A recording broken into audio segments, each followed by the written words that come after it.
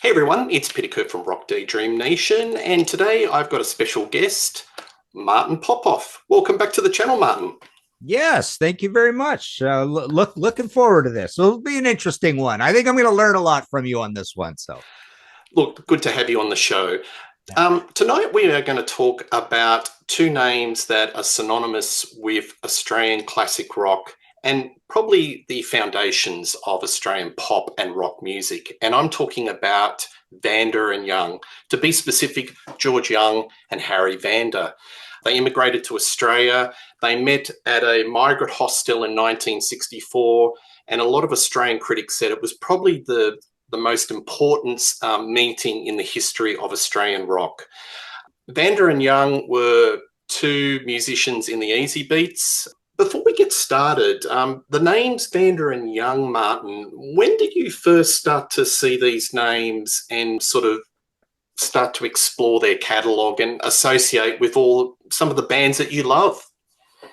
yeah. Well, the funny thing is that they're less associated. When I started looking into it a little more, they're less associated with the two biggest bands I love. Well, they're very associated with one of them, but they didn't do a lot of Angels stuff. So we're going to talk a little bit about Angels in here as well. But I don't particularly think they have a specific sound. To me, I mean, with AC/DC being one of my favorite bands of all time, and I've often called them my favorite band of all time, I mostly associate them with that, and as a familial situation as well, and then obviously being big in the production of those albums. But I don't think they have a particular production sound. I think they're just a couple of can-do guys. It's all tied up with the Albert Productions thing, I suppose, as well. But when I looked into what they did, to prepare for this, I was hoping there would be a few more of those heavier albums from the early days, but I see that they were kind of mostly poppy. Besides, the big thing they're known for is the AC/DC thing. So I don't really know. Yeah, well, we'll see. Yeah, I'd like to see what's on your list. But yeah, that's really it. I don't, as a kid growing up with those AC/DC albums at the time, I still wasn't even as versed on, the big name producers or what they're known for. And really, when you look back at what they had done before AC/DC, there's no real pattern or trajectory or why they're doing AC/DC kind of thing, other than the familial thing and the fact that there is this Australian music business, thrust behind their narrative coming into the AC/DC thing. Yeah, absolutely. So they were part of a band called the Easy Beats, which was Australia's premium power pop or pop band in the 60s. And when that folded up in 1970, they were overseas. They came back to Australia and they became part of the Albert's record stable. And basically, they were the in-house producers. It was a very lean team. It was basically them. And not only they were producers, they were songwriters, they were musicians, they played on a lot of the albums. And look, they had a magic dust about them because they had this ability to get raw talent, sign them onto the label, and create these songs that turned a lot of people into superstars, or at least in these regions. So why don't we get started? What we'll do is we'll do a 10 to 1, and it'll be a journey for our viewers. And a lot of these albums are very familiar to the Australians, but overseas they're probably not so familiar. But it's a point of discovery, and we can show how Vanda and Young weave their magic into these various albums. So we'll start off with you, Martin. What's your number 10 pick? Okay, so number 10, I'm going to start with, I was going to kind of, I have 11, but I think this is a good way to cheat my number 10 into this one. So where is that there? So I'm going to start with Blow Up Your Video, AC/DC, which I don't particularly think the production is very good on this. I mean, to me, when you say top Vanda Young productions, I'm thinking, okay, what are the albums I like the most? Because most of what they worked on, I'm not a big fan of those different kinds of music. But to me, at this point, this is AC/DC. They're a little bit on the ropes. They've come back from I guess it's two self-produced albums at this point, right? Where and they're quite gritty. And I think what happens is with this, they get almost like a compromise between what they had learned as self-producers and maybe a little bit of what you get from Mutt Lange with Back in Black and For Those About to Rock.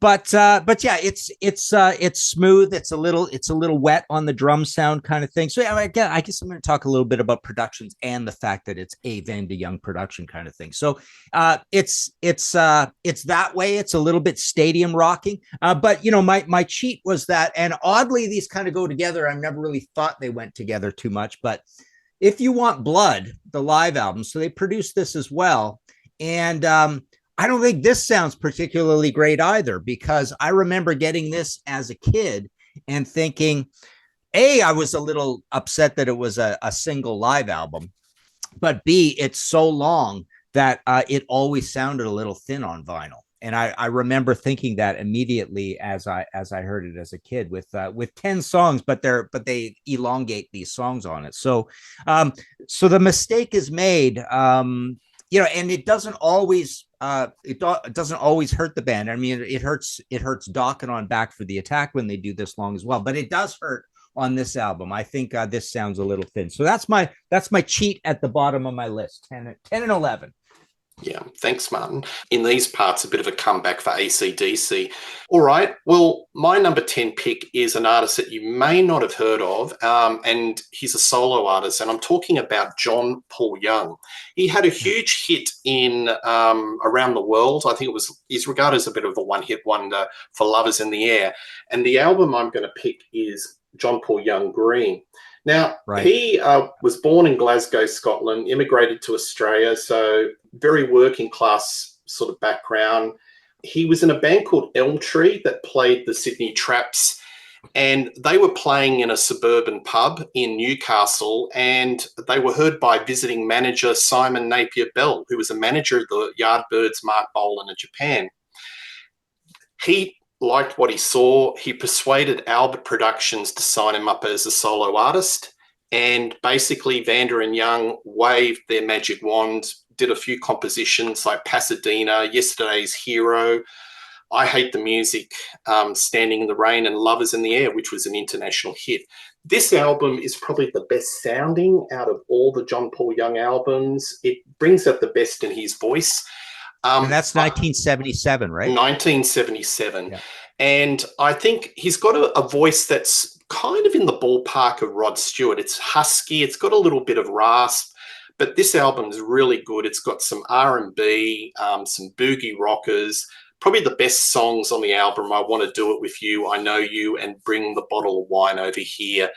But the production is nice and warm, and Vanda and Young's songs are probably the best that service John Paul Young's vocals. But he, for a period of time between 75 and 79, he was a huge superstar in Australia. And he's kind of like an average Joe type of character, but they had the ability to just tailor these songs that suited the artist so perfectly. So that's my number 10, Green. You may not have heard of him, but it's worth investigating. John Paul Young, Green. It's funny, when I was young, I used to get him mixed up with Paul Young, right? Yeah. Well, I think I have a bunch of those, like that you don't think about the band like when you were a kid, like George Thorogood and Pat Travers, because they actually looked like each other as well, sort of thing. Yep, there's a bunch of those, Jesus Jones and Jesus Lizard and all those. That'd be a show in itself, eh? Ones where you kind of don't actually look into it, but you get them confused, sort of thing, right? So yeah, absolutely. And just one quickly thing, there was another pop star called John Young or Johnny Young in Australia, so that's why he had to put the Paul in the middle. So John Paul Young. Anyway. Okay. All right. My number 9 then. Let's see. So yeah, that's no, how did I do that? Yeah, that's 9. So my number 9, I'm going to go with the First Angels album, which I don't. Again, it's an okay production. It's not over the top. I think the problem with this is that the production's better than the actual songs on this. This band gets much better very quickly. This is almost like the band's High Voltage in a way. They're just a little undercooked on this, but I think the production is good on it, and it is a true Vanda and Young production, and it's recorded at Albert, and they're on Albert, and all that kind of stuff. So I'm going to go with that next. But yeah, in terms of this is not full of all the hits from this band, except for maybe Am I Ever Gonna See Your Face Again? But the rest of it kind of fell by the wayside, a little bit like the also rans on High Voltage. But there you go, the first The Angels. Absolutely, and it's a starting point, and it's not too shabby, but I think their greatness was the following albums, but it's not a bad start. Yeah. My number 9 is Rules, Tattoo and Scarred for Life, and that is a pretty stark album cover. It's probably more commercial, anthemic, slightly less raw than their first couple of albums. It's got plenty of hooks. The signature songs on this album, We Can't Be Beaten, Scarred for Life and Branded. This album was the first album I think they got signed to Atlantic. They got signed to the Mirage label, and talking to Angry Anderson, Atlantic didn't still quite know what to do with them, because I think they were a bit of ahead of their time because they had such a strong image. This is before Guns N' Roses. This is before those bad boy bands that came out in the mid-'80s or the later 80s. So they were kind of trailblazers, the image-wise and the way they sound. But I love this album. It's, as I said, it's more anthemic. It's more punchy than the earlier albums. Maybe not as good, but it's still got that classic meat and potatoes Vanda and Young sound. So that's my number 9. Rose Tattoo, Scarred for Life. There you go. Okay. All right. My number 8. So where's my CD here? I went with Stiff Upper Lip, AC/DC. So they're back for this one. And, at this point, the productions are really correct, conservative, sober. There's not a lot of high end on this album. There's a warm amount of bottom end.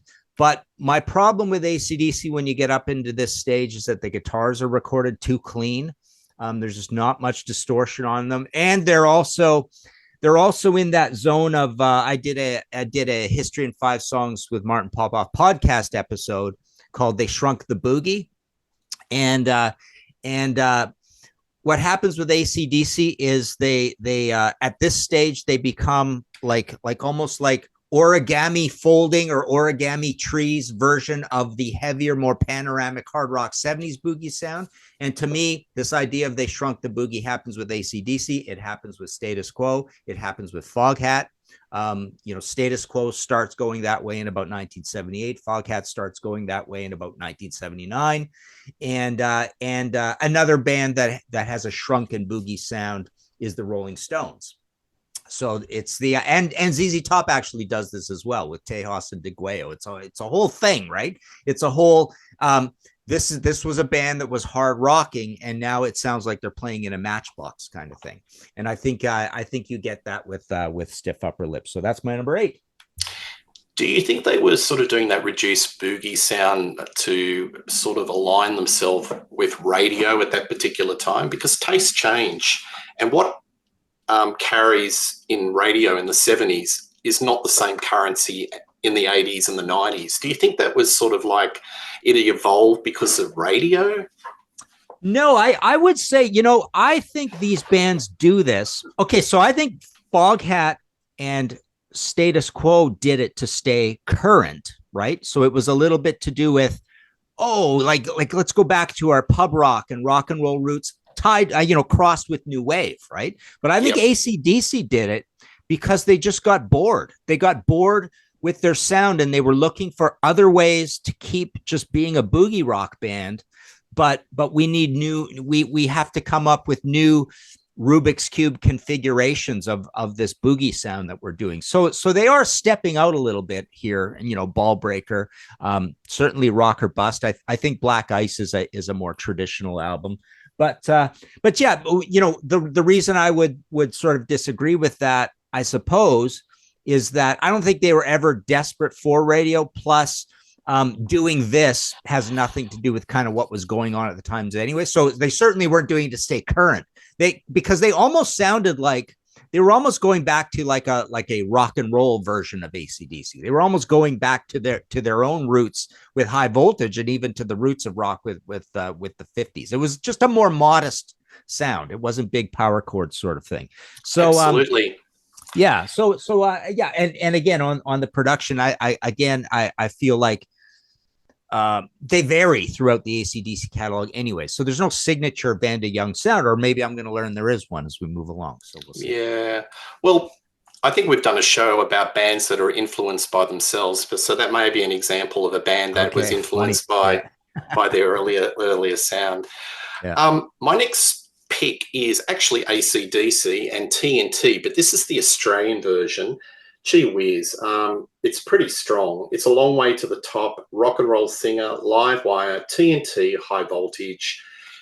This is the mix of their hard edge blues, and this is where they started to simplify their sound and embrace the formula. It's no frills and direct. And I think the Vanda and Young sound in the world of AC/DC is very no frills, very direct. No embellishments. It's meat and potatoes, and I think this really sums it up. The TNT. Nice. Okay. So I'm at number 7 now, right? Yeah. Okay. So 7, I'm going to go with Scarred for Life as well. I loved Rose Tattoo as a not love. Let me correct that. It was a band that we bought and got into because at the time, again, we are moving into the new wave of British heavy metal where there are a lot of albums out, but it still was a time where there weren't enough hard rock albums. It was cool that this band was from Australia. It's a band that falls into, we've got a whole AC/DC podcast that we do. And I think one of the episodes was the AC/DC family of bands. And this certainly is an AC/DC family of band. But so Rose Tattoo to us as kids was absolutely just another Crocus, right? It was a satellite band to AC/DC in a way, but they had more validity. And I think you get a little bit of a punk rock snarl in them. You get a little bit of the whole Buster Brown, Colored Balls, Buffalo, AC, the heavy past, Cavus Jute, however you pronounce that. So you get the hard rock past of Australia as well in there, and you definitely get a lot of AC/DC. So a little bit like the Angels, they're a little bit thinking man's AC/DC. They don't have quite as many rules as AC/DC does to their sound, and I think it's a good gritty production. I suppose, like you say, that the first album's a little grittier. Yeah. But yeah, these are good, and they have a couple that aren't so great, and then they come back and they're great. They're up and down kind of through the catalog, right? Yeah. Look, when I interviewed Angry and they toured England for the first time, they had a ready-made audience. They had punks, they had headbangers. Basically, it was all the press were, really pumping up their tires, whether it was Kerrang, Melody Maker, and they were definitely a cross sort of genre audience. And that's one thing, even Angry to this very day, he kind of scratches his head about how, they appealed to that punk sort of audience, because I guess maybe their rock was very spiky. It was pretty edgy. It was fast. So you can put it in that sort of, like a little bit like Motorhead, where it sort of puts its toes into two camps, but whether it's deliberate or whether it's just that's the way it is. You know what I'm saying? Mm-hmm. Yeah. Motorhead. Yeah, it's interesting. I think they're a lot cleaner than Motorhead, and the beats are a little more. It's a little less totally metal. It's kind of got this 4-line, 4 on the not 4 on the 4, just what do you call it? 4-time signature sort of thrust, right? It's just got it sounds quite often like it's kind of like recorded to a click sometimes as well. So I don't know. There's something about it. It's got a rigidity that Motor doesn't have. But I do like the idea that that it did seem a little bit smarter than AC/DC. Like you didn't know what you were going to expect song to song, and it seemed to carry a little more weight of Australia's pub rock past in it too. Yeah, it did. And I mean, it's all social observation stories. It was basically just writing about what they were experiencing, and they certainly lived the life. And unfortunately, the original lineup, there's hardly anyone left. Anyway, all right, I'm going to go a little bit pop, and this band is a complete joy. This is a band called Flash in the Pan. Yeah. This is their first album, the self-titled, from 1978, and it was a complete studio band with Vanda and Young. Hey St. Peter, Down Among the Dead Man, Walking in the Rain, The African Shuffle. It is a bonkers album. I reckon it's like a bonkers version of 10cc meets maybe a drunk Lou Reed. It's full of wit, humor, and it's seriously kind of surreal and absurd. I love it. And there were 2 singles that went top 5 in Australia, Hey St. Peter and Walking in the Rain. No, not Walking in the Rain, Down Among the Dead Man. I know Hey St. Peter did the business in the UK, and they've done lots of different albums, but they're just so witty and creative. And this is where they seem to enjoy the wizardry of the studio, and they can do a little bit of music hall and vaudeville, and if they want to do funk. At the time, Martin, when I was a young kid, I found that annoying because I was used to vocals, people singing, and George doing his spoken word. I found that a little bit annoying, however clever the songs were. But as I've grown up and maturity, I don't know what it is, I can appreciate it. So I mean, all of it's kind of spoken word in a very deadpan type of tone. Like, is he kind of rapping? I don't know. But whatever it is, this first album, folks, do yourself a favor. It's so many enjoyable songs. It's a little treasure. And that's my next pick. Nice. Flash in the Pan. All right. My next pick is the Australian TNT, which again is mostly our high voltage as well.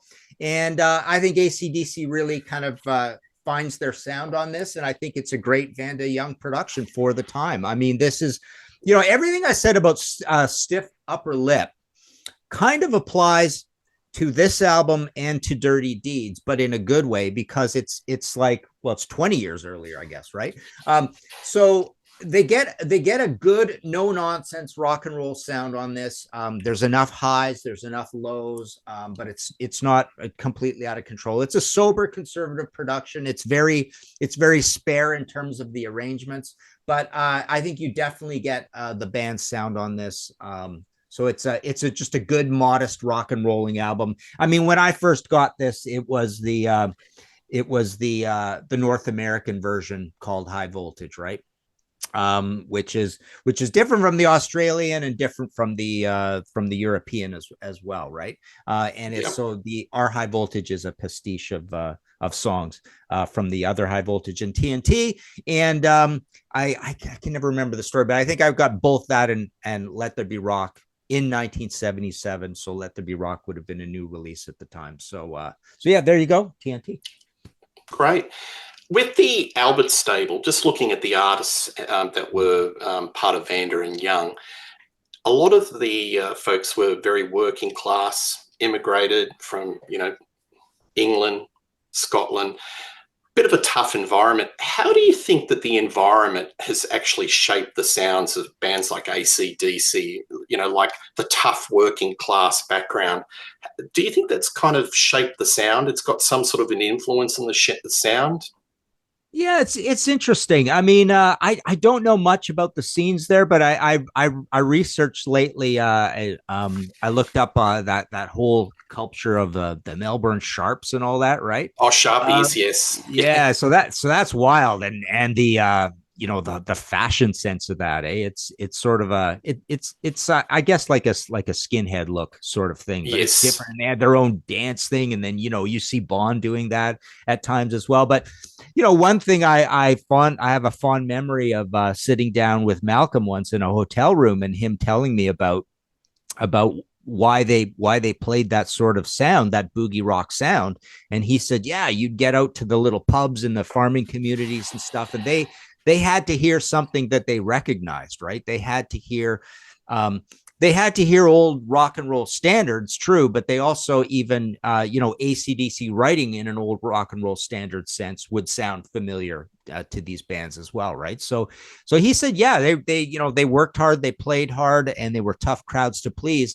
So he said the quickest way to a farmer's heart essentially was to play old rock and roll, so play traditional music to these people, right? So, and then I know a little bit about. I remember years ago I put out this series of books, these old metal books, and I interviewed 2 or 3 of the Buffalo guys at that time. And we went through the Buffalo albums and stuff, and that's a great little catalog, right? Famously, is it the first or the only band ever signed to Vertigo from Australia? They were, yeah. But yeah, so on Vertigo, that was really cool. And it was an insular scene as well because not a lot of bands would go there too often, just because of the distance, right? So you had that going on.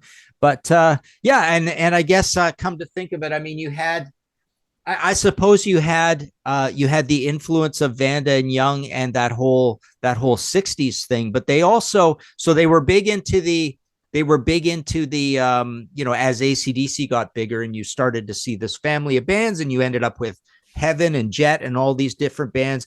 So you had the boogie rock side of it, but they were also, correct me if I'm wrong, but it seemed like they were also fairly into the they adapted or adopted the UK glam thing as well pretty heavily for a while. There was some glam, like you had the Skyhooks, William Shakespeare, who was a solo artist under Vanda and Young. There was some, they adopted glam. Well, and Bon Scott's early bands and even AC/DC's look at the beginning, right? So there, some of that came into it. So, but it still had a harder edge. It was still of glam, but it sort of had that Australian slant, which was a little bit harder. Because I just think the pub rock scene was so tough. The audiences were so tough that you had to really lift your game and have game when you're on stage. Yeah. Like that whole thing with Angus Young and his shenanigans with the guitar and Bon, I think that's all crafted in the pubs to win over the audience. Because I don't think a band that was just going to stay there, stand stiff and play like the Shadows, even with that AC/DC sound, would have cut it in the pubs. They had to do something that attracted the ears and the eyes. And that's the thing about the duality with AC/DC, because it appeals to both, doesn't it? Right. Yeah. Excellent. Yeah. Very cool. All right. My next one is Stevie Wright, Hard Road. So this is the debut album from Stevie Wright, 1974. So Stevie finished up in the Easy Beats in 1970. Vanda and Young wrote a song called Evie Part 1, 2 and 3. Went for 11 minutes. This went to number 1 in Australia. It's basically a rock opera. So you've got a power ballad, you've got a bit of soul, you've got a bit of hard rock, and it's the longest single that ever reached number 1. It was actually separated by an A side and a B side. This song is magnificent. It's probably a Vanda and Young masterpiece, and this is an example of a song that really suits the material, suits the singer. That wonderful raspy voice, that soulful voice of Stevie Wright. How would I describe this album? I think it's AC/DC, but it's got a bit of soul and R&B. So you've got that sort of hard rock side to it, but it's still tapping into the, some other genres of music. Hard Road is another great song. Didn't I Take You Higher? The sound of this album is very typical AC/DC. It's very direct. It's very simple meat and potatoes. But again, it's sort of got that little bit of embellishment of soul. So Stevie Wright, Hard Road from 1974 is my next pick. Right. Were you familiar with Evie Parts 1, 2 and 3? It's a real head scratch. No. That should have been a huge hit. Yeah, no, when I was doing my AC/DC at 50 book, I went and explored all that stuff and found all these songs that you could compare and find the three throughput, and wrote a nice little chapter on that. And it was funny finding those songs where there is the DNA of AC/DC and some of these other artists, and definitely him, right? So yeah, absolutely. yeah. All right, I'm at number 5, right? I think I'm going to go with the debut Flash in the Pan, and this is how we got it. And it was in 1979. I like that album cover. Yeah. And I like and this is the back. It's very Hypnosis, right? Hypnosis, yeah, I'll put mine up again. So a comparison. I actually prefer yours to mine. Mine's kind of like a Salvador Dali. It's a little very surreal, dreamlike, and yours is like Hypnosis. So I think yours for the win. And it's not by Hypnosis. It's by Janet Pear, Gene Grief, photography, Ken Ambrose. And then, the back is like that. It looks like Hypnosis, though. Yeah, absolutely. And I like your description of 10cc. I don't know. I'll ask you, I mean, where the band went on Lights I used to have these albums, Lights in the Night 80, Headlines 82, but I like your 10cc idea. And why this has to be on the list is simply because it is them getting to be even more creative with production now. It's almost like a little bit with Mutt Lange kind of using City Boy as a bit of as a blueprint, right? So City Boy, these guys, maybe I don't know, maybe a little Skyhook split ends to the idea as well, right? Just fecund creativity kind of thing, and the creativity comes from those two guys on this. So it is a production tour de force, and it is moving forward in time, sort of thing. I mean, this was a little bit of a hit up here. They did okay with this, but not really much else. What was the hit on here? Was it Walking in the Rain, I suppose? Walking in the Rain's probably well known because that got covered by Grace Jones and was I think a bit of a hit in the UK. They've hits all around the world. I think they did chart in Canada. But I actually have when I did a purchase off of a Sony rep here in Canada, and I bought like 5 or 6 little gold record awards, right? I actually have a gold record award for this on my wall, believe it or not. Nice. It's fun. Very good. That's obscure, but great. Yeah. All right. My next one is another Stevie Wright album, and this is kind of very obscure. This is an album called Black Eyed Bruiser. So this came out in 1975. In my opinion, it's his best album, songcraft, production, performance. It's kind of R&B. You could say that it's got funk, and it's also hard rock, that AC/DC. Now, the reason why this album tanked was Stevie was deep into heroin addiction. It was a struggle that he actually recorded this album. So it's a miracle that he's got some, was able to put some fantastic songs on this album.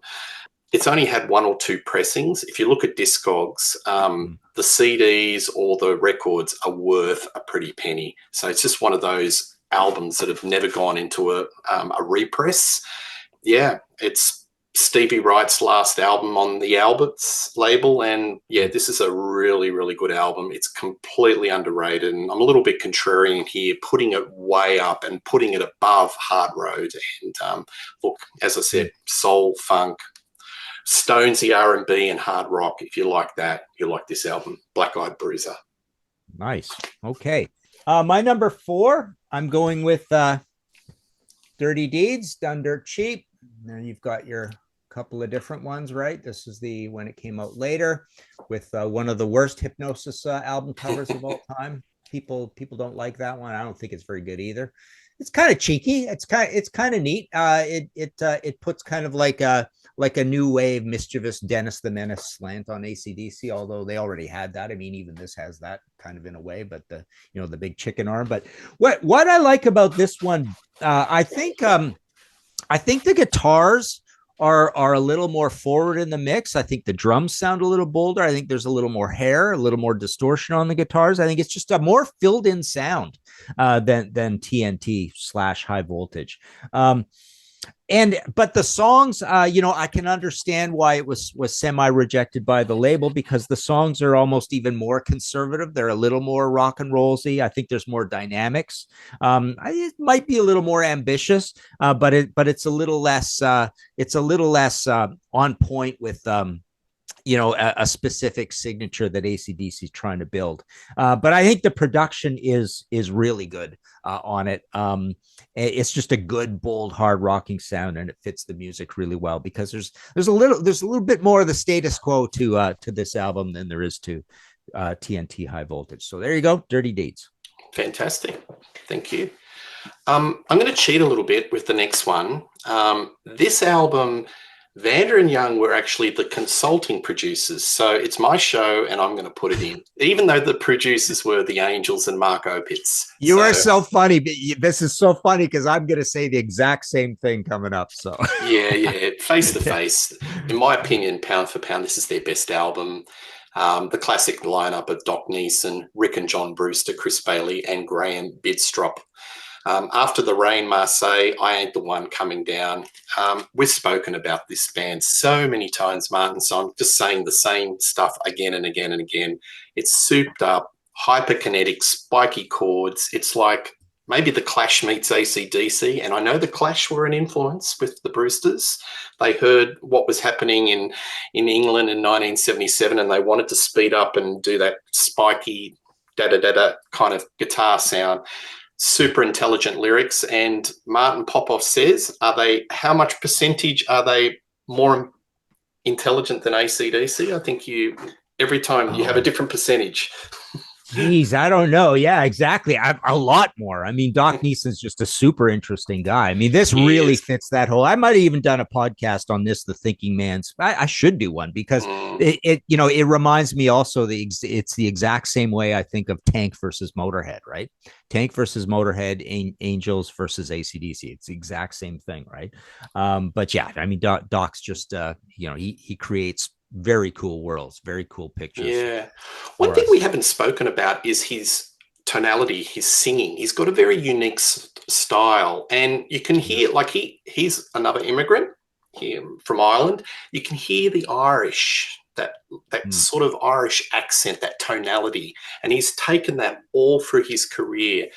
And it's a very sharp tone, but it just matches the landscape of the soundscape of the Angels. What do you think of Doc's voice? I think it's just perfect for the band, isn't it? Yeah, it is. And I was watching some videos of the other day, and he's just so thespian and actorly on stage as well, right? And his whole look, a little bit of that Graham Bonnet look to him. He doesn't have that full long-haired rock and roll look kind of thing. And yeah, the voice is very who would you compare him to? I think I could come up with one if I thought about it a little more, but yeah, I've heard his voice somewhere before. What's that? It's unique. He's got a very unique voice. Yeah. And you're right about the thespian, because he said, when I did shows, I use shadows. So when you went to see the Angels live, and you'd know that, you'd see them, it'd always be a little bit dimmer, and it'd be all spotlights on particular players. It was all very calculated, and he was using shadows and to sort of give that atmosphere of his particular performances. So yeah. Well, I'm going to cheat as well, but I picked a different album. I went with No Exit, which is the exact same kind of deal. You open up that beautiful gatefold and you see Doc there, classic looking Doc. But again, same sort of thing. This is produced by the Angels and Mark Opitz, production consultants, Vanda and Young, and it is an Albert situation, an Albert joint. But again, this is very discombobulated versus what we got in North America, because our face to face is a whole different track listing from yours.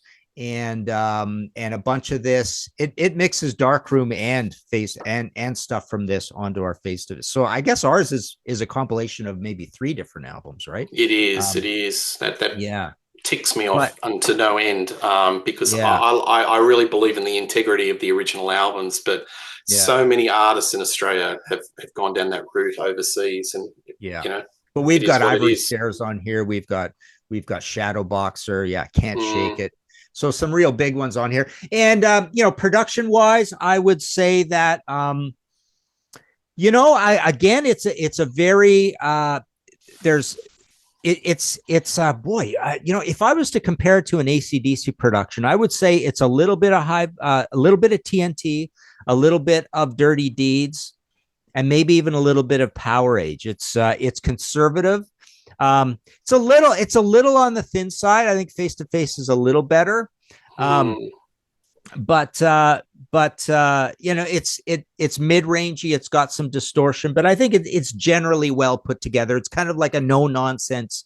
Like I say, the same way I think it's got the distortion of a Power Age and a Dirty Deeds, but it's got the spareness and the directness, between the eyes of a High Voltage kind of thing. So I think the production's pretty good, and yeah, the arrangements are very simple on it. So there you go. Yeah, anyway. It's a great album. Question for you, Martin. Should they stayed with Alberts? Yeah, well, so where was Did they make the wrong move? Where was Night Attack made? Because Night Attack in the 81, 82, yeah. I don't like the sound of that album at all. But I think the next one sounds pretty good. I think the problem with them is the songwriting veered off into too many different directions. Eventually, right? There were a few like that, and then they came back. So yeah, I don't know. Who knows the reason for the lack? When did they start fighting with each other, for example, too? Right? Because there's famous feuds within that band, right? Yes, there are. But the production of the 80s albums, like Watch the Red's very new wavy, but there's some horrible, gated drums, and they were chasing a lot of sounds that were sort of hip and happening at that time. But to these ears in 2025, it doesn't that's why those late 70s albums sound so fresh, because they've just got that classic sound. But if they stuck with Alberts, they may have gone on a similar trajectory with AC/DC, but they went to America and some bad touring options. I think they toured with the Kinks. That was a disaster, and you've told me about that show, and Triumph, which was just a real odd mismatch on the West Coast. I think they were booed off, and that wasn't a very happy touring sort of experience for him. But 2 Minute Warning, it's interesting. Like, I like the production of that more than on Night Attack. Right. But it is kind of 80s.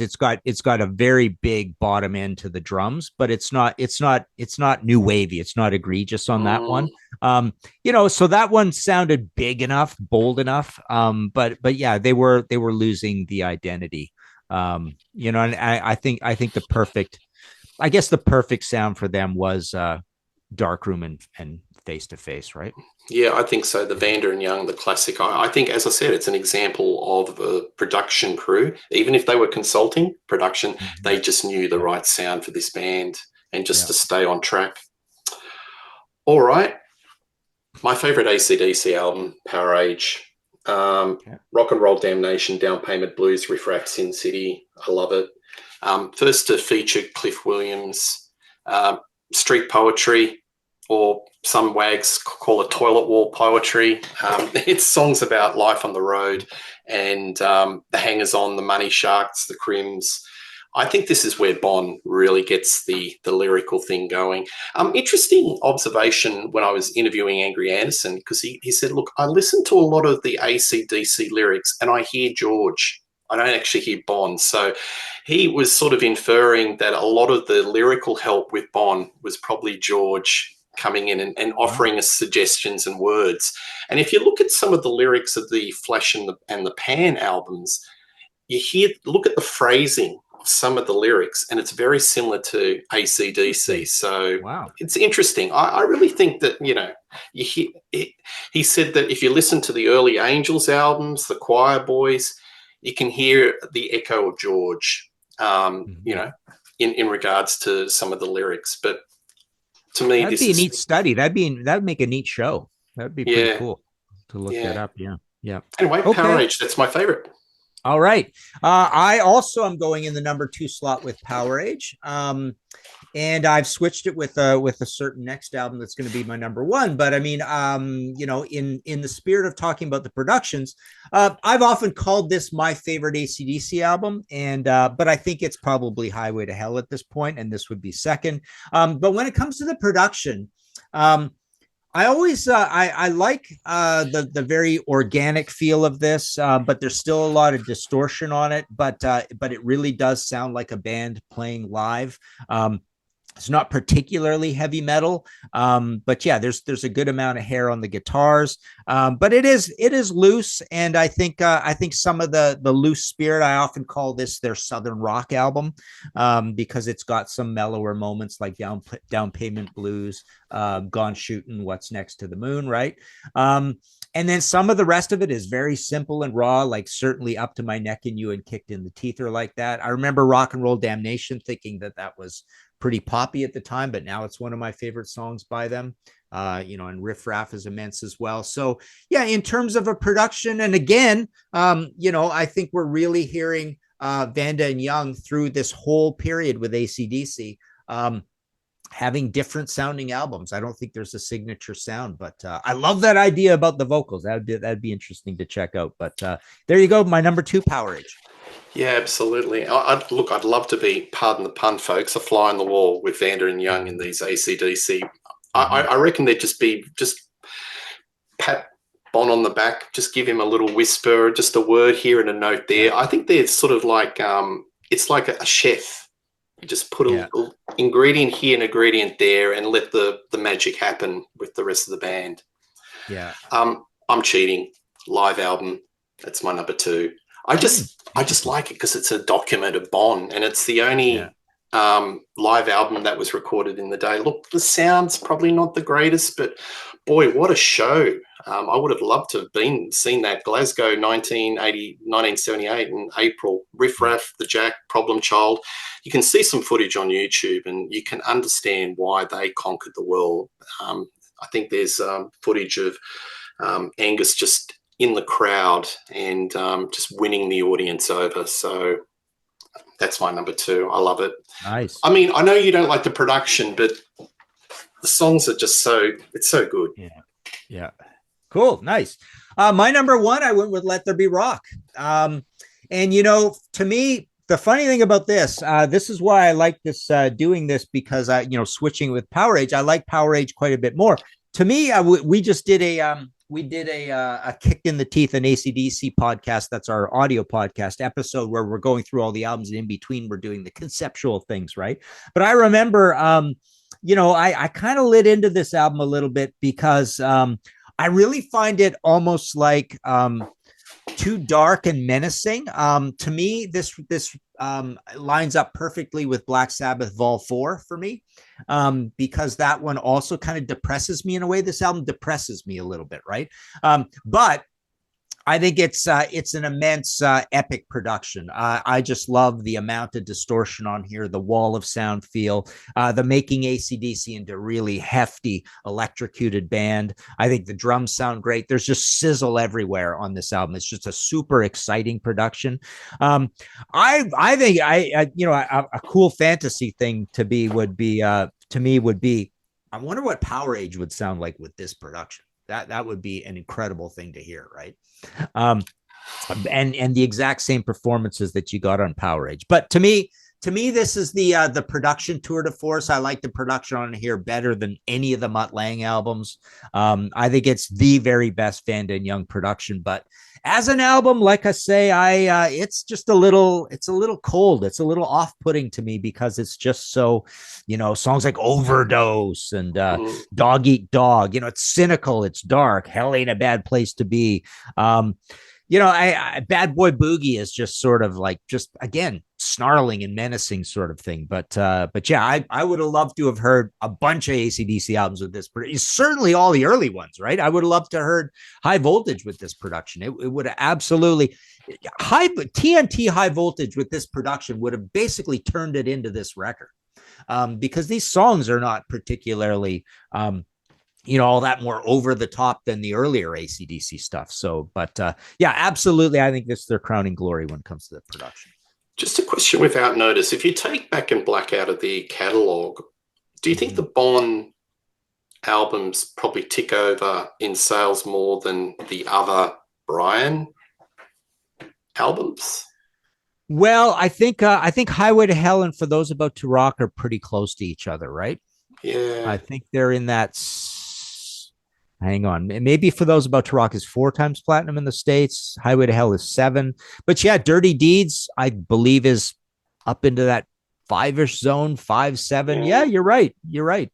Yeah, Yeah. it's you yeah, the legend of Bond has definitely caused those albums to go up in estimation. And I think critically acclaimed. I think Highway to Hell and Power Age are both more critically acclaimed than any of the Brian Johnson albums. Can you reconcile the revulsion that these bands had in the day with Rolling Stones and all the critics in the day, and they just dismissed them out of hand? Can you reconcile why? And comparative to now, it's like it's all been revised, and people are sort of these albums are classics, they're masterpieces. Why is there Well, such a gap?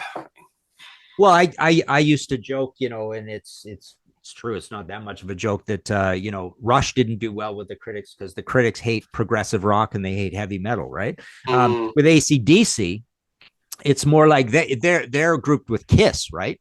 Where it's like they've got the hard rock going against them, but also it's considered numbskull hard rock, right? It's mm, considered just too simple and poppy hard rock. There's nothing going on, sort of thing. So the critics either put them down for being too simple and is just being too dull, or they romanticized it because they saw the old 50s rock and roll in it at the same time. They say, oh, this is the absolute, truest form of rock and roll kind of thing. But honestly speaking, you go through the critics at the time, and generally speaking, they were more perplexed than completely negative about them, right?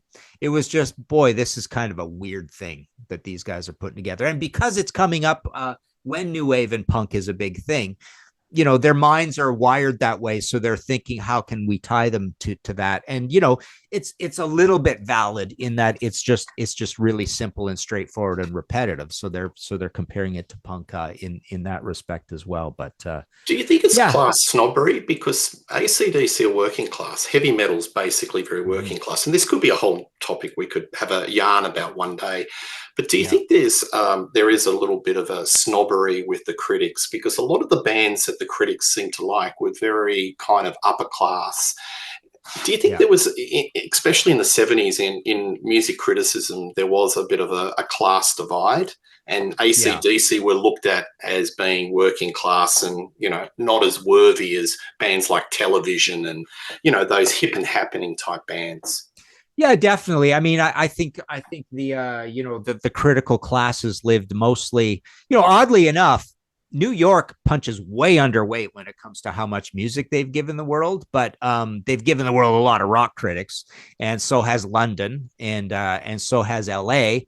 And LA at the time, their way of being snobs is that it was all about singer songwriters and country rock and stuff like that, right? And New York was more about the very artistic, downtown Manhattan, Lou Reed, Velvet Underground, Talking Heads, Ramones, conceptual things, right? Abstract Mm, art or modern art versus realism. Realism equates to progressive rock. Abstract art equates more to the aesthetic package of the entire thing. Be it the lyrics, the album covers, the looks. It can be simple though, right? Abstract art is simple.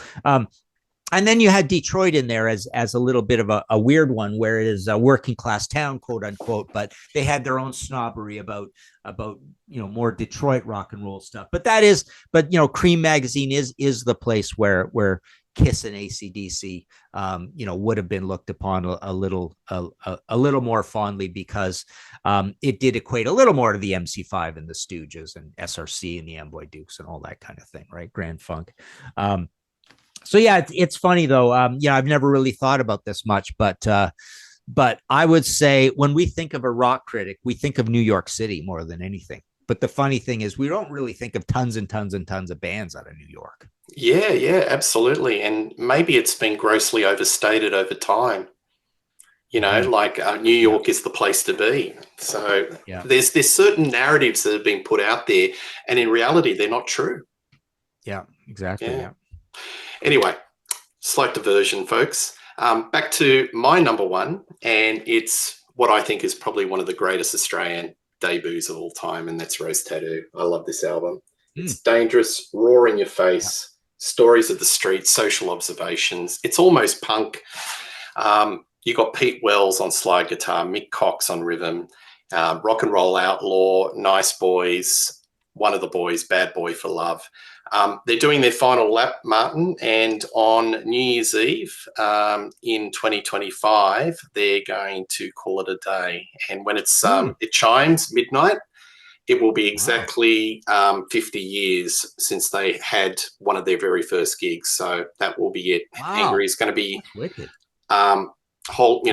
dropping the mic, and I think he's going to have a book coming out. He's lived such a life, but this is one of the great albums, and it's one of those albums that's just grown in influence. In the day, I don't think different album covered ours too. Different album cover. Ours did not look like that. It's slightly varied. Didn't have that white. Actually, it's quite varied.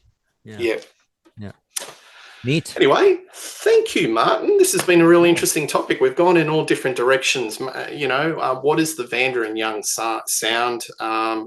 We've got slightly different takes, but for one thing's for sure, they have had their fingertips on some truly great rock records and molded some artists into, sort of superstar status. Arguably, if there was no Vanda and Young, we may not have an AC/DC or the Angels. So, Martin, have you got any AC/DC books or anything that you want to do a plug or anything in general? Feel free to, put something up. Here, actually. This is the current. I had AC/DC album by album, which is now out of print, but I still can supply this one, AC/DC at 50. So it's about 50 AC/DC career highlights, but it's a hardcover coffee table book throughout, full color, all that sort of thing. So that's recent, and that's part of the series I've been doing, where I've also got Van Halen at 50, Kiss at 50. We've got Guns N' Roses at 40 coming up. We've got Bowie at 75. So I've done a bunch of those, but that's the only AC/DC book I think I have, right? That's in print. Yeah, that would be it. Fantastic. Well, thank you once again, Martin, for being on the show. Folks, tell us what your favorite Vanda and Young albums or production efforts or songs. We love reading your comments. Please like and subscribe to Rock Daydream Nation. But one thing's for sure, you'll see me and Martin doing a show, whether it's on the Contrarians or on this show on Rock Daydream Nation in 2025. Cheers and all the best. Thank you.